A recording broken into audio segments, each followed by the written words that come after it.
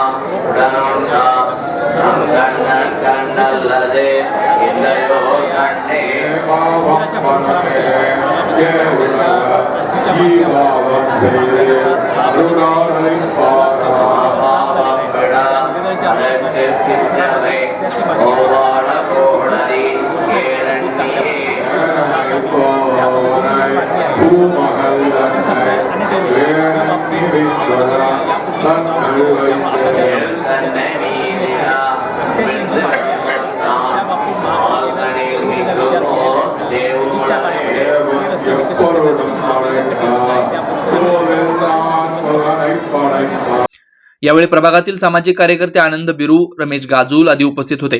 दरम्यान रात्री दर्शनासाठी मंदिर परिसरातील गर्दीने चारही बाजूने ट्रॅफिक जाम वारंवार पाहायला मिळालं। या ट्रॅफिक जाम सुरळीत करण्यासाठी वाहतूक शाखेला कसरत करावी लागली।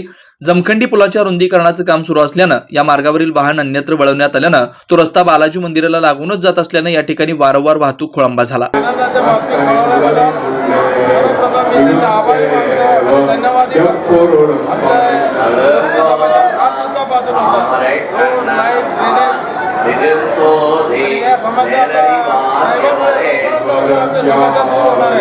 वेद ब्रह्मश्री याज्ञिकी पुरोहित रत्न ऋत्विज वैदिक शास्त्र संपन्न पुरस्कार विभूषित पंडित वेणुगोपाल श्रीनिवास जिल्हा पंतलू संचलित वेद श्रुती धार्मिक अनुष्ठान केंद्र सर्व प्रकारचे धार्मिक कार्य शास्त्रशुद्धपणे पौरोहित्य करण्याकरिता आजच संपर्क साधा। मंत्र, तंत्र, यंत्रशास्त्र, दश महाविद्या, देवता, तंत्र देवता उपासना द्वारा सर्व संकटावर दैवी उपाय, राशी रत्न, नवग्रह उपासना, राशीनुसार देवी स्तोत्र, नक्षत्रावरून विशेष दैवी वृक्ष वनस्पती उपासना, बीज मंत्र, उद्धारक मंत्र, उपासक मंत्र द्वारा सर्व पीडा बाधांवर दैवी उपाय व मार्गदर्शन, रुद्राक्ष धारण पद्धती, विद्यार्थ्यांना विद्या, बुद्धी, मेधा, प्रज्ञा, कीर्ती, यश प्राप्तीसाठी सरस्वती आराधना व उपयुक्त मार्गदर्शन, अखंडित महालक्ष्मी कृपा, लक्ष्मी स्थिर प्राप्ती, व्यापार वृद्धी करिता अनुष्ठान पद्धती उपाय, वास्तु संख्या,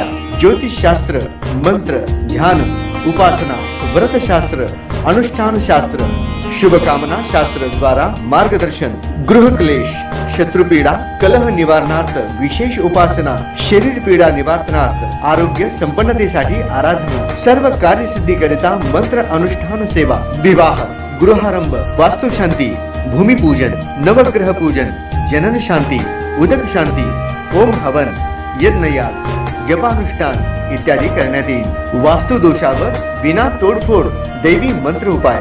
पौरोहित्य क्षेत्रातील 5वी पिढी. संपर्क पंडित वेणुगोपाल श्रीनिवास जिल्हा पंतलू निवास 1859 दत्तनगर श्री मार्कंडेय रुग्णालय मागे new Pachhapeth Solapur. Mobile number 9921 140 999.